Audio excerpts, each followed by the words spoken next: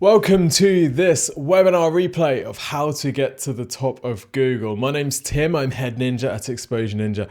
And in this webinar over the next 50 minutes or so, I'm going to be showing you some behind the scenes of some incredible case studies to show you exactly what sort of thing is achievable with SEO. And I'm also going to be breaking down the process that we've used to get these websites ranking as well, because as you'll see, we're using the same process every time. So I'm going to break down the process and then you can take that process and use it as you like on your own websites as well. So the goal here is to show you that process that you can use to increase the ranking and traffic of any website. So we're going to look at examples which are B2B, we're going to look at examples which are B2C, B2E, we're going to look at software companies, we're going to look at e-commerce, we're going to look at service businesses. The point here is that whatever business you're in, whatever market you're in, if you're promoting a website, this process works. Now, of course, there are slight variations in the tactics, but the actual process itself is always the same, as we will see, just slightly different flavors. So just to introduce myself, my name is Tim Cameron Kitchen. I'm the UK's best-selling digital marketing author. Many people have known or come across the Exposure Ninja books, some of them there. I've been at the forefront of online marketing since 2008. So while I was at university in Southampton, I got a job working on a website, and on that website I was responsible for learning about and using Google Ads, and then moved into social media as well. So that was very, very early days of social and fairly early days of Google Ads as well. And that was really the first time I got into digital marketing. And then once I left university, I became a professional drummer and used to market myself heavily online there, and then built a website for my next door neighbor back in maybe 2011, and that website completely changed his life, and I ended up building Exposure Ninja on the back of that experience. We've helped over 10,500 businesses. In fact, we've helped well over 10,500. It's more like 16,500 at this point over the last whatever it is, 8 years, and we've grown from 3 to 98 staff in that time as well. So quite a lot of stuff has gone on, and it's all about the stuff that I'm going to be showing you today, like our SEO and content marketing is one of the things that we're very well known for. The results that we've generated for clients are ridiculous, as you will see, and that's what I'm going to be showing you how to do today. So a quick agenda for today so we know exactly what's coming. Firstly, we're going to go through an SEO basics overview. So just to get you up to speed with where SEO is at today, a bit of a kind of glossary of terms as well, just so everyone's on the same page there. You don't need any SEO experience, by the way, for this webinar. We're going to cover the basics and then that'll be enough to get us through. It's more about kind of implementation of these common sense principles. I think there's a tendency with SEO to get distracted or get intimidated by some of the more technical aspects, whereas really the most successful SEO campaigns, yes, of course, the technical piece has to be there, excuse me, but really it's about building a well-optimized website, filling it with really good quality content, and then getting good quality links to it. And as long as we can do that, fantastic. And you don't really need too much of the technical to do those things. Although, of course, it really helps with optimizing the website in the first place.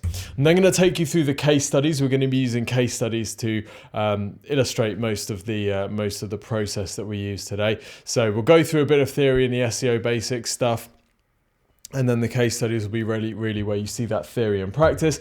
And then we'll look at how to start implementing this. Cool. Okay, so before we get started, this guy, if you've seen any of my presentations or you've been to any of our shows, then you will know this guy. I found him. He typifies the approach. The people that see something and they say, yeah, but this won't work for me. My business is different because this won't work for me because this is an e-commerce business and we don't sell products, we sell services, so this doesn't work. Or the other way around, this is for service companies and I'm an e-commerce business. The thing is, but my business is different because is a completely valueless statement. it helps nobody. The process that we're using today works on human beings and websites. So you've got a website and you're selling to human beings, so that's great. But the other thing is, my business is different because means I've stopped listening to this and I'm not going to implement it, which is useless. The much better thing is to say, that's interesting. How can I use this? Because that's the approach that your competitors won't take. Your competitors might see an SEO, an e-commerce case study if they're a service company and say, there's nothing there for us.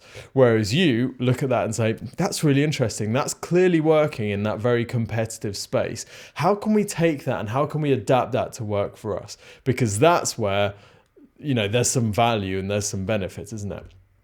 So my business is different because banned. Okay, let's go through some SEO basics.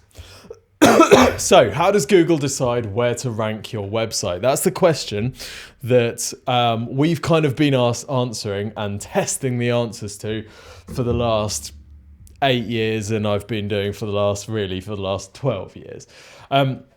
Back in 2009, a chap called Matt Cutts, that's him there, who used to be head of web spam at Google and was kind of Google's interface with the SEO world, said there are more than 200 ranking factors in Google's algorithm.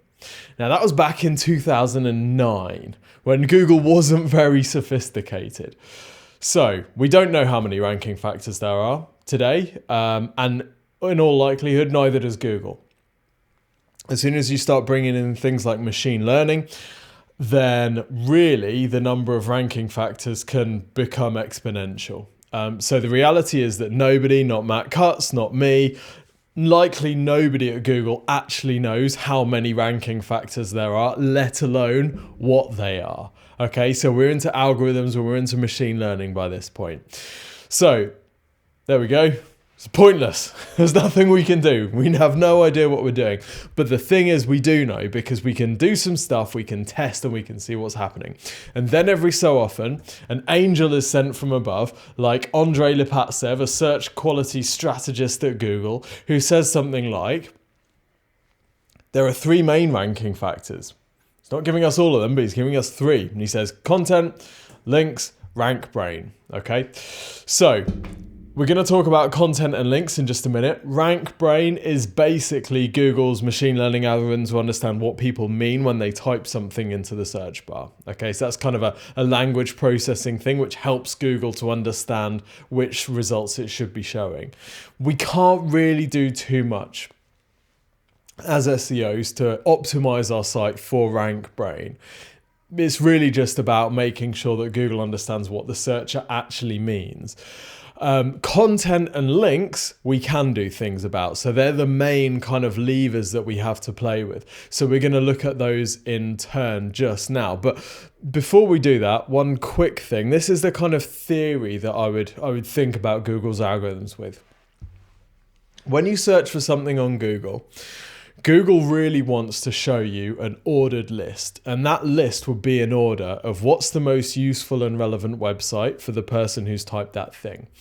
Where Google will eventually get to is that list will match the searcher's values.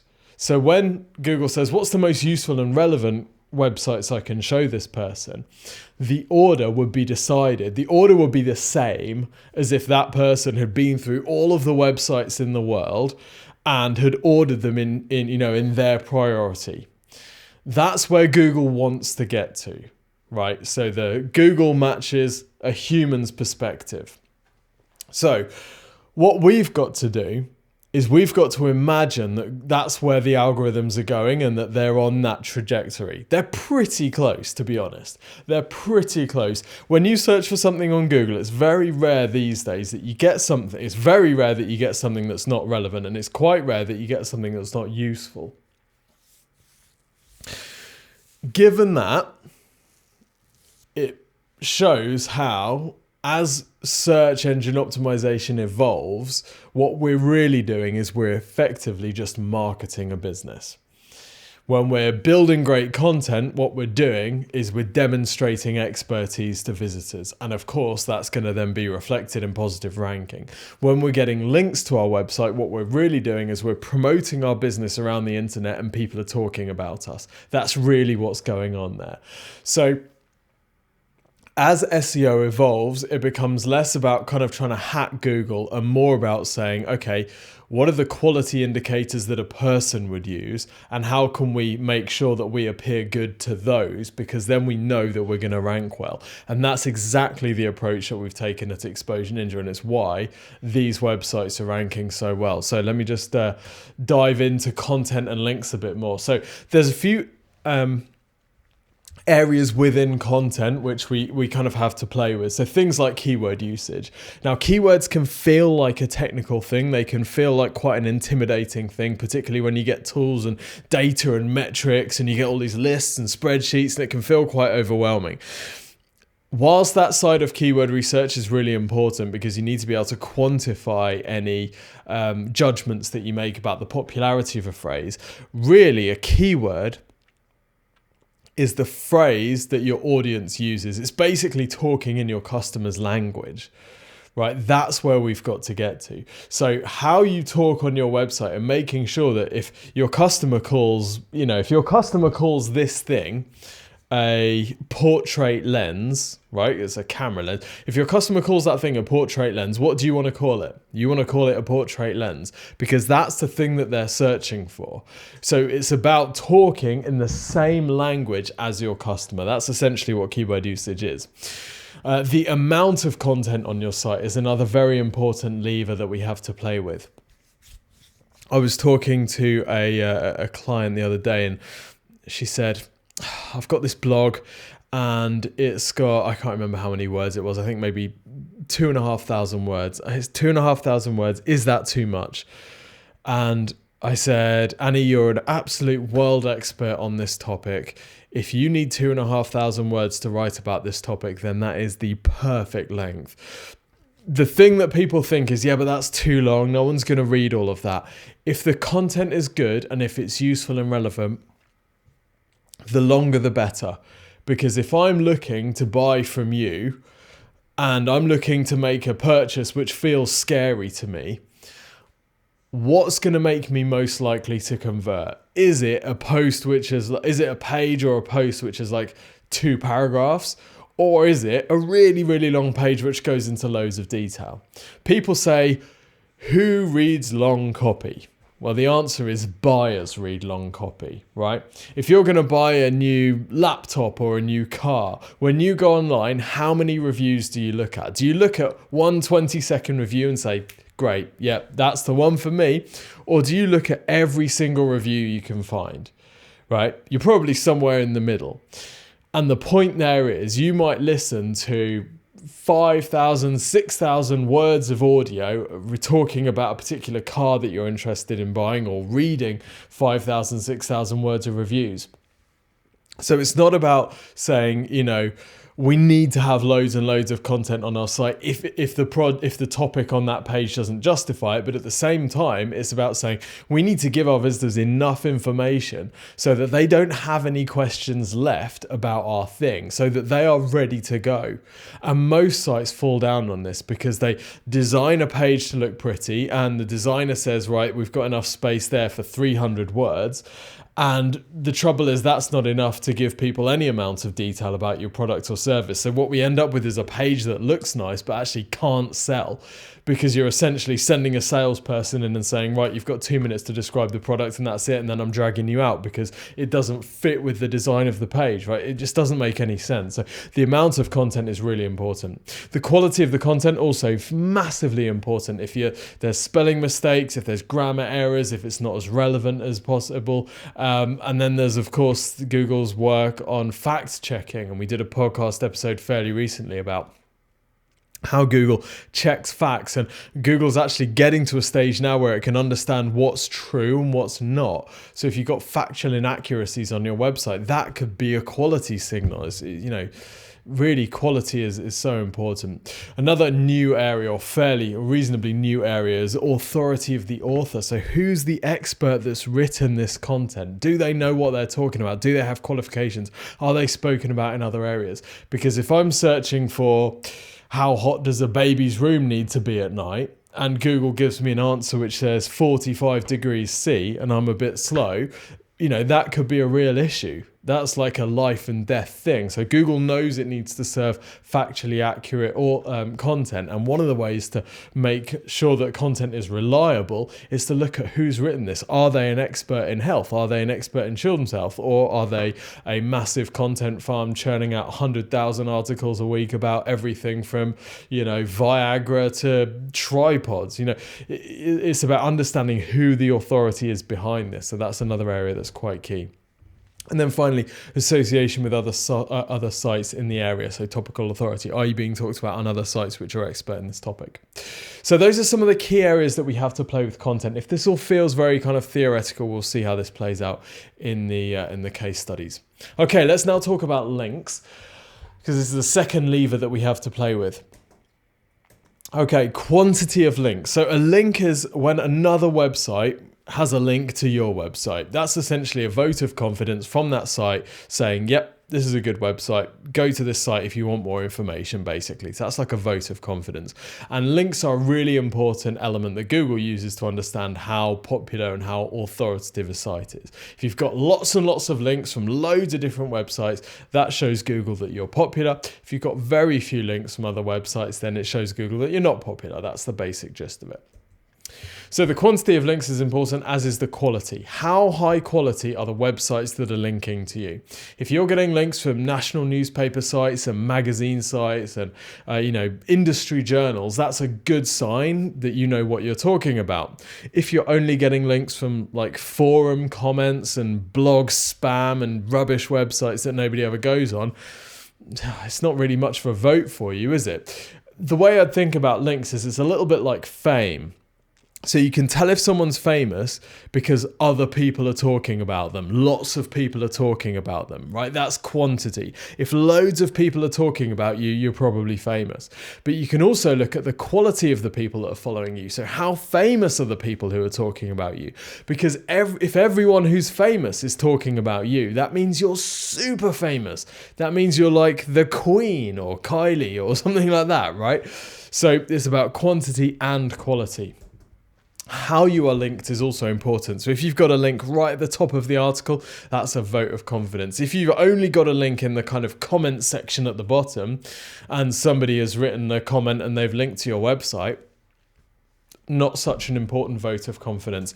And then we've also got social media visibility and authority. Plenty of studies recently that indicate the correlation between popularity on social and the ranking of the website.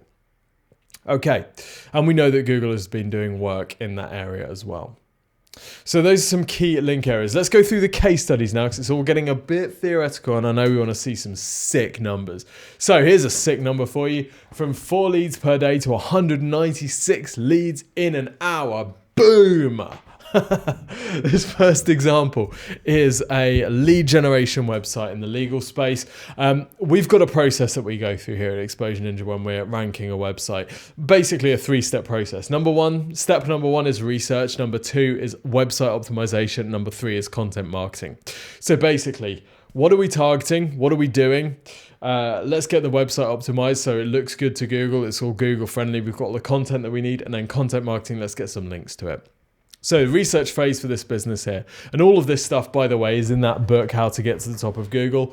That book there, I have a real one here as well as that little illustration.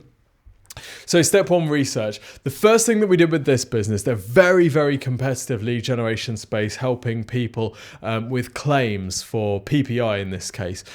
So when the PPI thing was going on, massively competitive, loads of money to be made by people. So the first thing that we did is we looked at who's winning in the space. And this is a really good exercise that you can go through.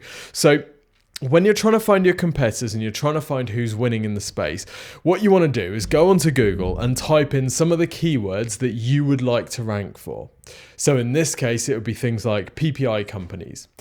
And What we're really looking to do is understand exactly what the sites that are winning are doing. So what sort of pages are ranking, how much content is on those pages, how good quality is it, what sort of links do these sites have. We basically want to reverse engineer what it's going to take to win for this term. Next thing that we look at is which keywords have commercial intent. So this thing about commercial intent is really important.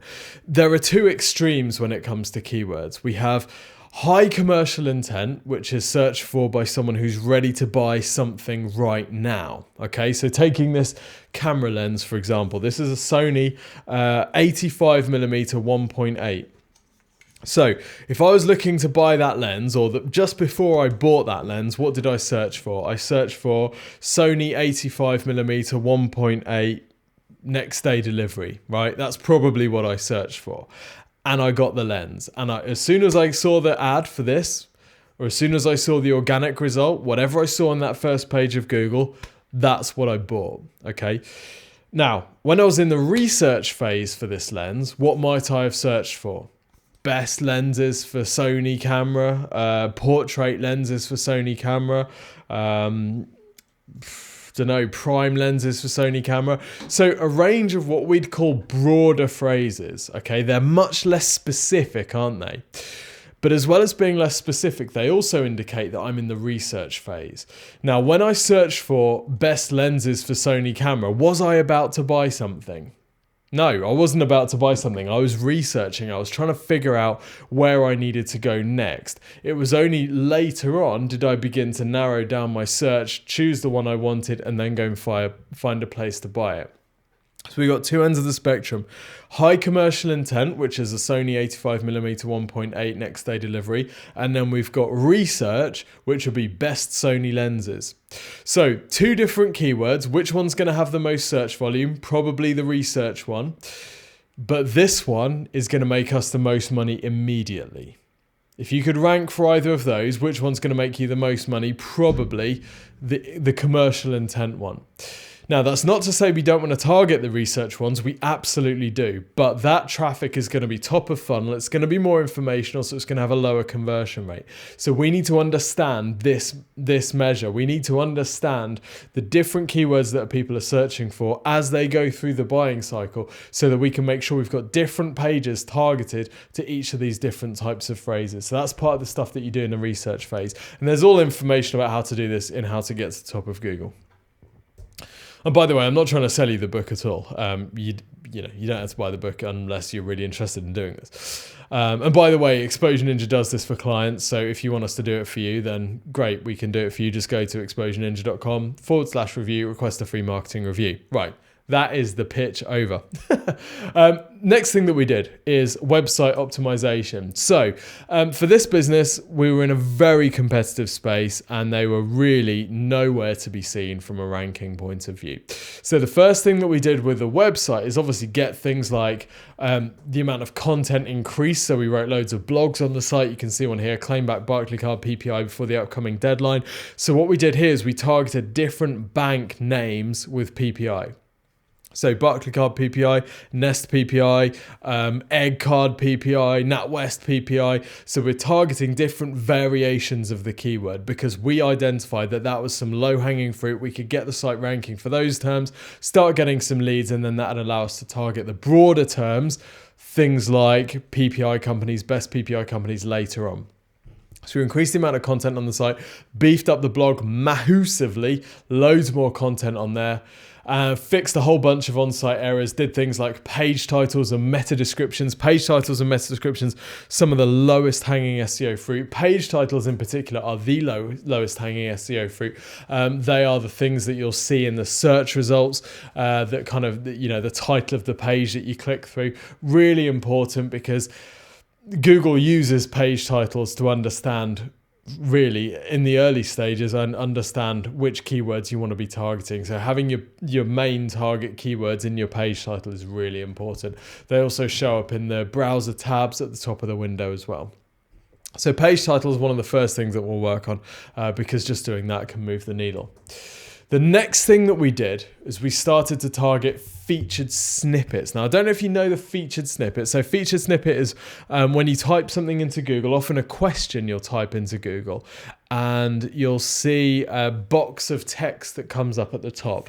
And it's Google answering the question for you, and it's taking information from a website and presenting that as the answer.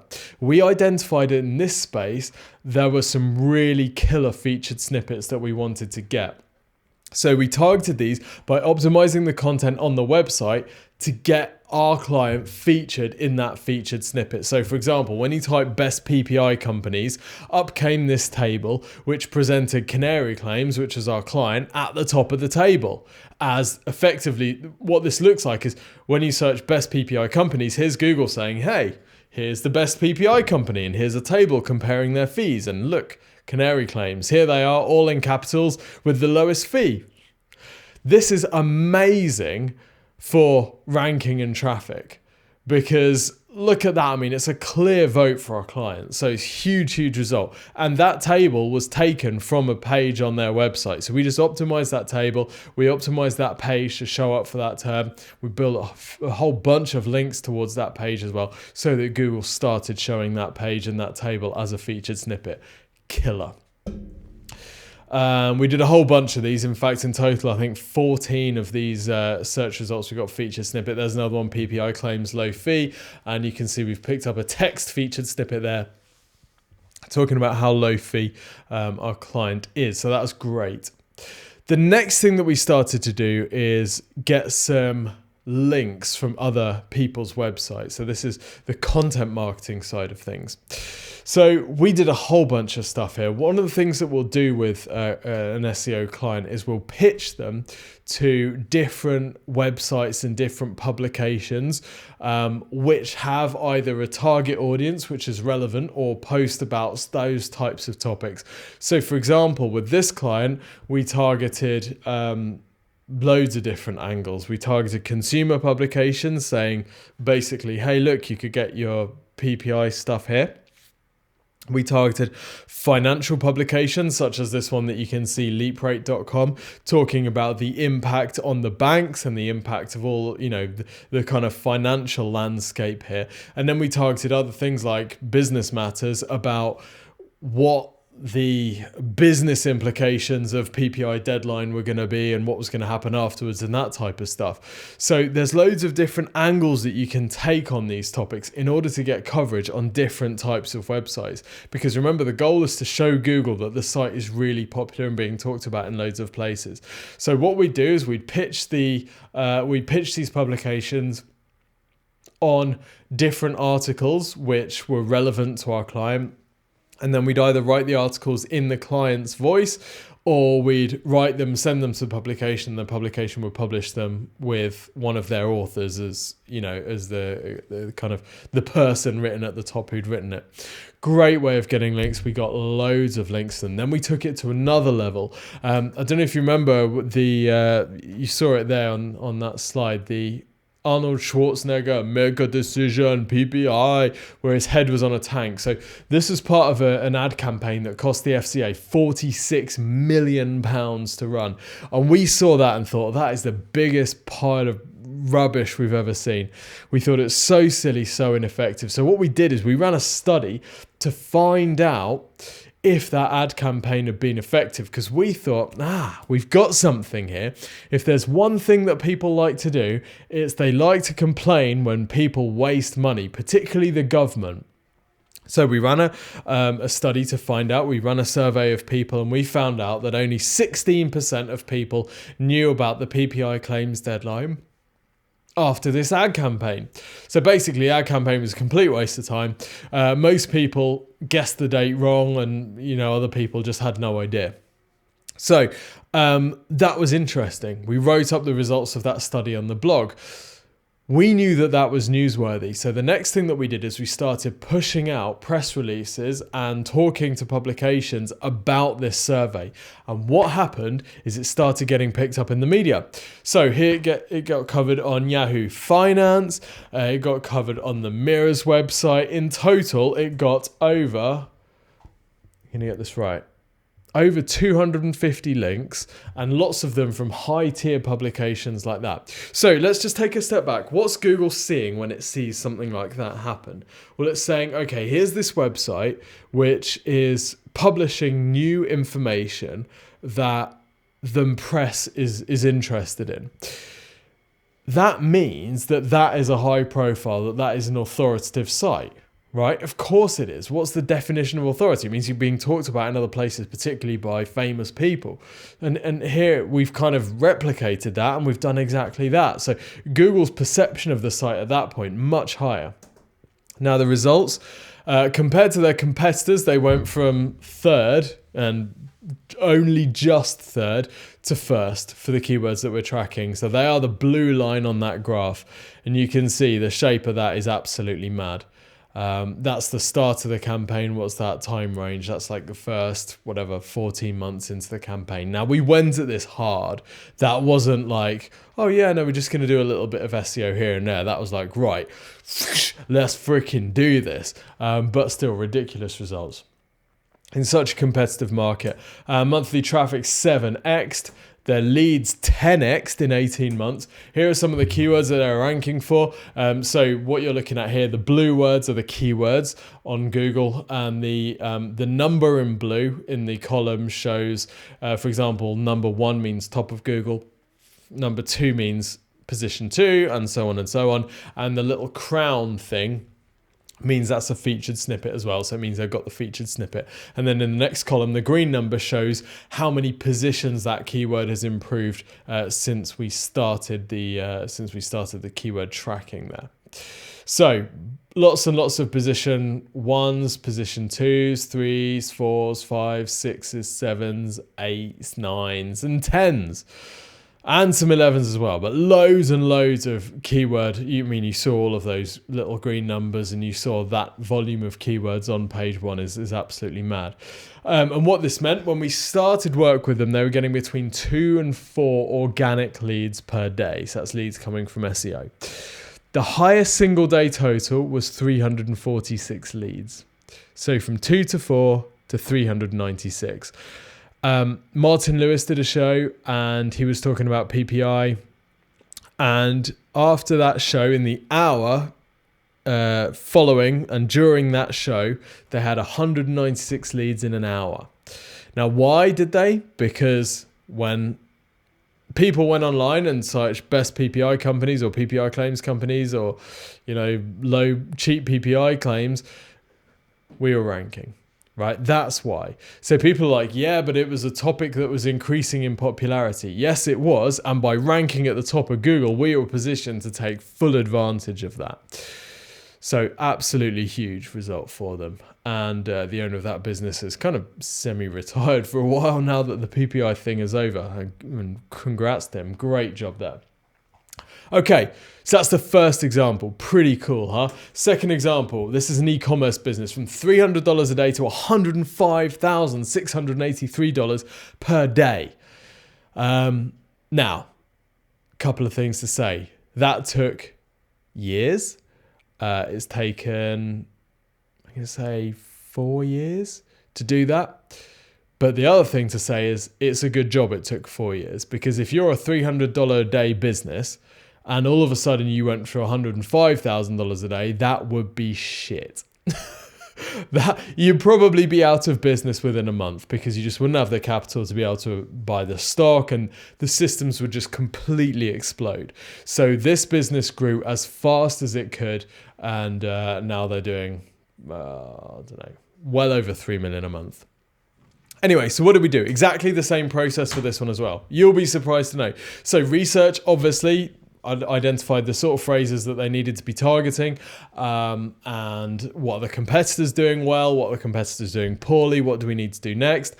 So then on-site optimization. Now this is an e-commerce business, so what we had to do was get all of the pages on the site with enough content on, which is important. And it's very difficult for a lot of e-commerce businesses to do that, because they're mostly very, product driven. They're just like a catalog, basically. So it's often challenging to get enough content on these sites. So that's what we did. Put loads of content on the site. Then we ran some giveaways. So this is using social media to get links and attention as well. So we found influencers in the space. Now this is in the e-cigarette space. We found influencers that had big Facebook pages. So here's one with Vaping 360 that we ran. They've got 150,000 followers on Facebook. We ran a contest with them, and this contest had 38,000 entries. Right, so great way of getting attention for the business, great way of getting coverage on social, great way of getting new followers and shares, and also talked about on their website too. We run other articles, things like stuff on Spin for Your Vape, which is like a magazine site for vapors, and we'd write these articles and send them over. We also ran articles on everything from technology sites, so how to not to turn into a slob when you're computer bound, right? Step number 1, stop smoking cigarettes because you're going to be covered in ash and that's really slobby. So instead vape and then you're not going to be. So yeah, just finding alternative angles that we can use to talk about the business so we can get attention in front of different types of audiences. So lots of that, lots of links from that type of thing. Then we ran a study, this time with YouGov, to find out what Brits thought about vaping. Obviously, studies and medical type studies as well have to be well researched. So medical studies will tend to run with someone like YouGov because it's more reputable than, the publications want to see some kind of research methodology and stuff. So we'll use something like YouGov. And we got coverage for this all over the place. Picked up over 259 links for that survey alone. Massive. Now, here's a quick tip. If you don't have the money for an original survey, it's not the end of the world. So some people look at this and say, yeah, we don't have the cash to run something with YouGov. We don't even have the cash to run something like Google Surveys, or we don't have the time. Well, here's a bit of a shortcut that we'll use sometimes, and that is to look for surveys that have been conducted by other people. So things like Office of National Statistics, they are churning out surveys and studies all the time. And most of the time, people just don't take any notice at all. We found this study here from the Netherlands in a peer-reviewed clinical trial to be published in the February edition of Regulatory Toxicology and Pharmacology. Shows the regular use of e-cigarettes does not have negative health impact on smokers. We would never have been able to carry out that survey because we're an SEO company and we're not like measuring people's lungs and stuff like that. But this study had been carried out and no one was really paying any attention to it. So what we did is we basically just got coverage for this study and then gave our opinions as someone in that space. So we got coverage all over the place for this study and survey. Now, we're not claiming that we did it. We're saying, hey, here's a new survey that no one's really talking about. Check it out. So it's a great way of getting coverage, even if you don't come up with the survey yourself. So you can just go for ONS, like we'd search for something like ONS, which is Office of National Statistics, vaping survey, and then you get a whole list of different surveys that have been carried out. So obviously, if you're in like accountancy, for example, then you could put in something like ONS Small Business Survey and get some data about small businesses, and maybe you could do something on those lines. So results here, absolutely mad. Here's their traffic graph, 600 sessions a month to 575,000 sessions a month. That's over the course there of 3 and a bit years. Sales, boom, in 3 years. Oh, so in 3 years, they went from $300 a day to $105,000 a day. Pretty mad. And that was all SEO. They can't do any PPC for this business, obviously, because it's drugs and nobody will take your ad money if you are selling drugs. Well, some people will, but not many people online. Okay, pretty cool, right? So it's exactly the same process. Research, website optimization, content marketing. 3 steps, boom. Works a treat. Next one, next case study. This is for a software business. Okay, now interestingly, this one, just to set the scene, this is a software company. They help organizations manage their employee performance. So if you've got a team and you run annual appraisals with them, that's the kind of accepted way to do it. So every year your manager gets you in and says, you've been really good this year, Tim, and you've done this, or, Tim, you've been really kind of letting the side down this year. We'd really like to see a bit more from you. And then you say, great. And then you catch up in a year's time. That's the kind of standard way of doing this. Our client, on the other hand, has some software that helps companies and their people to go through this, what's called continuous performance management. So that's, you're always getting feedback, you're constantly getting, you constantly know where you are. This is fantastic, but they're solving a problem that most customers don't know they have. Unless someone tells me, those annual appraisals really not much good because you've got 11 months of shit performance before you raise it. Unless someone tells you that, you're like, well, I don't think I've got an issue. So this is a challenging thing because you might not be on Google typing in continuous performance management software because you don't know that you've got that problem until you see it. So how do we get around that? Well, we get around that through thought leadership, which is what I'm going to show you here. So of course, first step is on-site optimization. We identified the different keywords that people are searching for. So there are some searches for what we call high commercial intent, super relevant phrases like performance management tools. That's someone who's looking to buy a tool.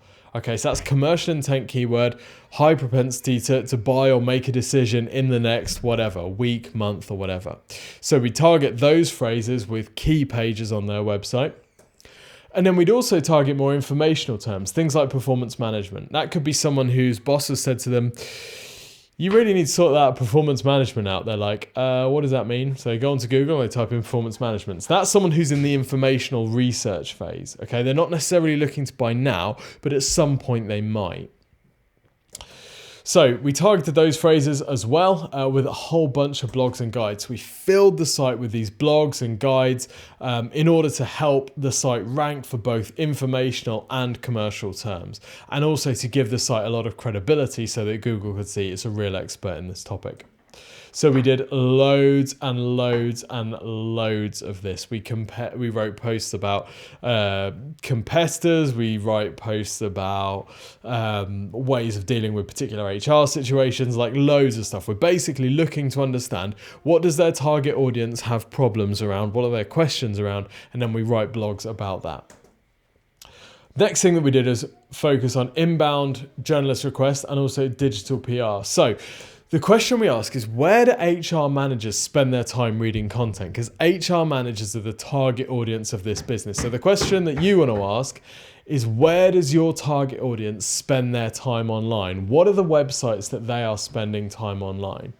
Because what we then want to do is we want to reach out to those websites and offer them content. Because when they publish that content, what does that say about us? Well, it says that we're an expert and it shows us in front of our target audience. So if your target audience is reading, I don't know, Camera Lens Monthly, for example, and you're trying to sell camera lenses, and all of a sudden Camera Lens Monthly runs an article written by you about the best 85mm lenses for a Sony camera, well, you've got massive authority. And then if you're linking through to your website from that, people are going to be like, yeah, I'm going to go and buy the lens from there, obviously. Right? So it's a really good way of getting in front of your target audience, getting a link, which helps with the SEO, and also getting on their radars and saying, you know what, I'm a real expert in this space. So we got this client, Stuart, who's the CEO of Clear Review, which is the business. We've got him coverage in loads of places. So Entrepreneur Magazine, Brand Quarterly, Customer Experience Magazine, Prism, Causecast, Sales Initiative, People Development Network, Talent Management, loads of these kind of HR type publications. We got content published in his name, or we got him featured as a guest author on the site so we can put content on those sites whenever we need. The traffic has obviously shot up. They've picked up featured snippets as well for things like continuous performance management, so kind of owning that term, which is fantastic for them. And, it's gone. Anyway, they've been able to build the business. They've been able to attract a whole bunch of investment to grow the software to the next level. And that company is exploding. They're thought leaders and they are the authority in that space now, which is really exciting to see. So that's how you can take a brand new business that's solving a new problem and target search, which is something that people wouldn't normally think to do with a new business in a brand new kind of situation. So hopefully that is awesome. So some quick takeaways and next steps. What do you need to do with this stuff? Well, firstly, If you haven't already, request your free website and marketing review from Exposure Ninja. This is genuinely awesome. So just go to the Exposure Ninja website and click the button to request your free marketing review. What will happen is one of the team will record you a video which shows you how to improve the ranking of your website, makes a few pointers of things that your competitors might not be doing as well. Really, really useful resource. And if you're interested in working with us, that's the first step, is to get the free review. The next thing I could suggest that you do is buy How to Get to the Top of Google, because honestly, we break down everything in this book. It kind of tells you the processes that we use. So you can follow this book, and if you go on Amazon, you'll see reviews of people that followed the instructions in that book and got their websites ranking. The third thing to do, though, is prioritize. This is really important, and building Exposure Ninja has been one of the biggest lessons that I've learned personally, is about prioritizing and working out what I should be doing and what I shouldn't be doing. I'll give you a conversation that illustrated this perfectly to me. So this happened a few years back. Interestingly, while I was just starting to delegate a lot more of Exposure Ninja's work. And I was talking to a dentist. Now, this dentist owned a whole bunch of different practices in Cambridge. And he happened to tell me that his personal income was $700,000 a year. Personal income, not business income. So personal income, $700,000 a year. And he had sent me an email, or we were on the phone, I can't remember which it was, but he said basically, Tim, have you got a list of directories that I should be listing the business in? And I said, hold on. I just want to make sure I heard you right. You said that you could list your practices in. I'm sure you didn't mean that, because, you know, you've got higher value things to do than list your business in directories. He's like, no. I was going to do it. I'm like, dude, that is the most ridiculous use of your time in the world, right? You know, you get business owners that they get obsessed by SEO and they just want to do it, and they just want to do it all themselves. But the trouble is, they can't do it. They can't give it the amount of time it needs in order to succeed, because they are running a business, because they need to be running a business. The same with busy marketing managers that are monitoring lots of different channels. If you're busy already and you don't have 10 hours a week to spend on this stuff, then where is it going to come from? You know, I'm massively optimistic with my time, and someone says, hey Tim, can we start doing this, can we do like a weekly video, or can we do a new weekly webinar? I'll be like, yeah, sure, I'll add it in, yeah, let's do that. And then I look at my calendar and I'm like, okay, so I don't have any space until like 2024. This isn't going to work. The important thing is to learn what you need to do and what you need to get help with. A lot of what you've seen today is a huge amount of work. It's really effective and it can transform a business, but that doesn't necessarily mean that it needs to be done by you. And probably it means it shouldn't be done by you. You know, Richard Branson is not in the aeroplanes cleaning out the toilets or serving people drinks, because if he was, the empire wouldn't be running. And interestingly, even when he was building the business, he was not in the airplanes flying them or doing drinks or cleaning the toilets. So it's about saying, I know this is important. I know that we need to do it. I know that I probably could do some of it, but I honestly don't have the time and I shouldn't be doing it. So that's what I'd say about prioritizing. So I don't do any of Exposure Ninja's SEO. I don't do any SEO myself. In fact, I don't do any of our marketing because I have a business to run, right? And our marketing manager who looks after our marketing, and our project manager who kind of oversees things, they don't do any SEO. They don't do any pay-per-click either, because they have a marketing department to run, right? So it's about saying, okay, I could do that stuff, but actually, if I do that stuff, I'm basically just acting as an SEO or whatever, as a directory lister, whereas my role really in the company is actually to be the owner of the company or the marketing manager or whatever, and I need to get help to do that stuff. So that's what I'd say. It's easy to get addicted to this stuff, and it's easy to go jump feet first and let's get stuck in, but should you be doing it, or should it be something that you get some help with? It's the biggest lesson I've learned at Exposure Ninja, is actually that my value to the company isn't about the tasks I complete. It's about the tasks that we complete as an organization and have completed by experts outside the organization as well. So with that said, I hope you found this very useful. If you want some help with your SEO, of course, this is what we do. We've got a team of 100 ninjas here in content marketing, SEO, pay-per-click, social media, website building, what else? Conversion rate optimization, all sorts of different digital marketing disciplines, and the people that work on each element are total specialists in those areas. So for example, the people that write the blogs are very different to the people that do the technical SEO, because those are completely different skill sets. So if you need some help, if you need some of the team here at Exposure Ninja to help you out with your SEO, then request that marketing review, or you can drop me an email, tim@exposureninja.com, and we will get you sorted out. But I hope you've enjoyed this. Have a great rest of the day, and I look forward to talking to you soon.